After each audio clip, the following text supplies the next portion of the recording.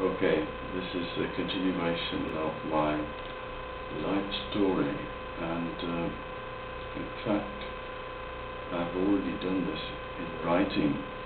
I wrote my autobiography between 2002 and 2006, and this is the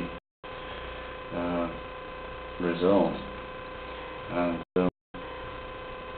I included various things like my old school report, 289 pages of writing, and photos in the back. That's my dad. So I'm very pleased with that. So that's why it's quite easy to do this filming, because I've already done the work in a way, and I just have to make a few notes. And here we go. I did find it very enjoyable living in this new bedsit, as we call it in England. Meaning to say there's just a bed and a chair in your room, and you share a kitchen, share a toilet and bathroom. And this was in Swiss Cottage in London, NW6. I went back to Ross about once a month on the coach usually. I had a bicycle to cycle around London, and I also used the underground train known as the Tube. And when I visited Ross, I saw my brother, who had by this time his own family, three girls, born 1978, Kate, 1980, Jane, and 1983, Sarah. So similar to a number of my friends who already had children. And yes, I was a lonely young man, and kind of envious of them, and I didn't honestly relate that well to children, so I never had a great desire to have my own. But it was good to keep these friendships going in Ross, and my brother would bring his family down to my mother's place. I would stay in my usual room at her house, 4 Princess Way. And then I would return to London and do my cleaning jobs, and I would also continue my Buddhist meditation. I did that for about 9 years altogether. Very simple technique of observing breathing, keeping your eyes shut for maybe 20 minutes or so. Very relaxing thing to do.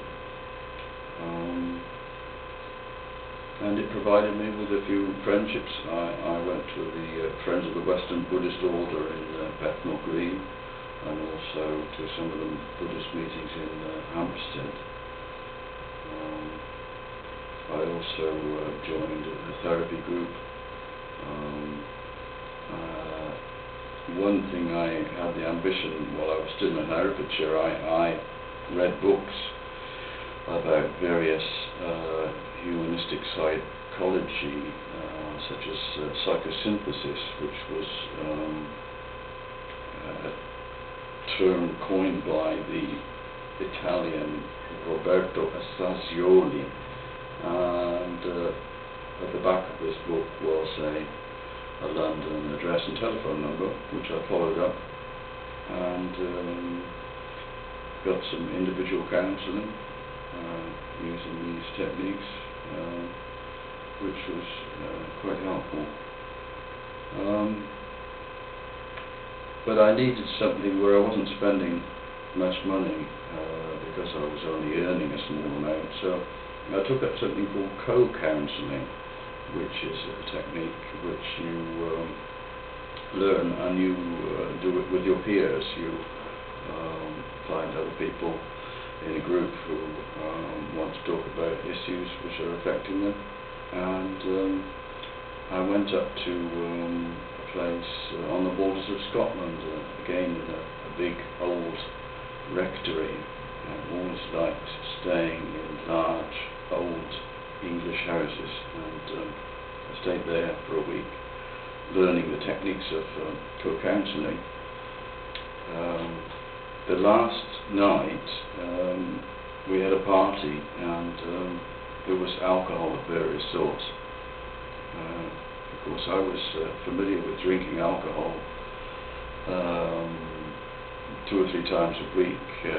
I drank wine at home, and I noticed other people enjoying themselves and having a laugh at this party, and I was feeling more and more isolated. So to deal with that, I had more and more alcohol, just picking up various things, not really knowing what it was.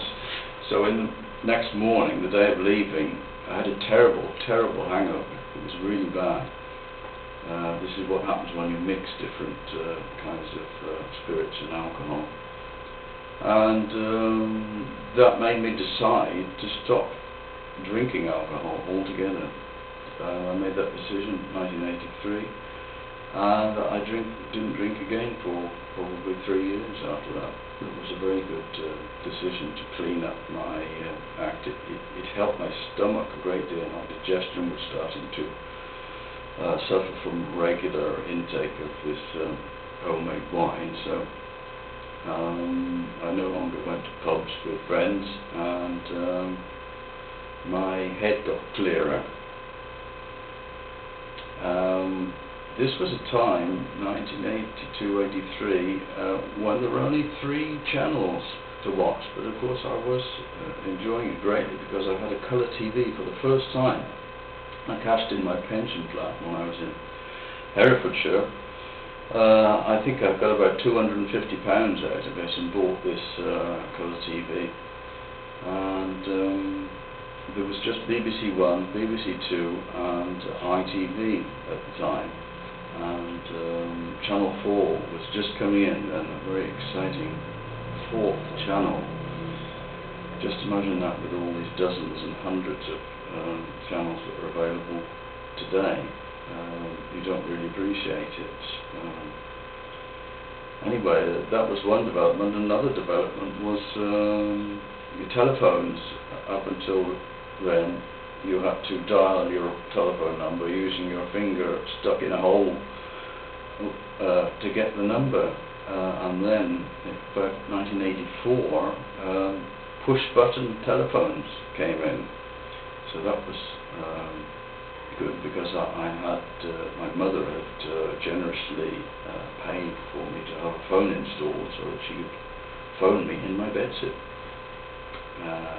So I was very happy things were going well.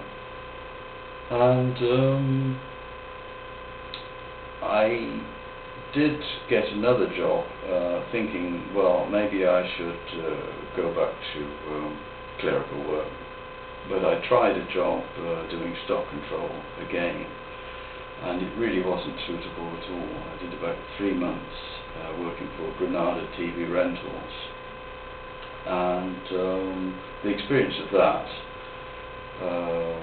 the difficulty in concentrating, the confusion with lots of long numbers to record, and stock checking television sets which were stacked way up on top of a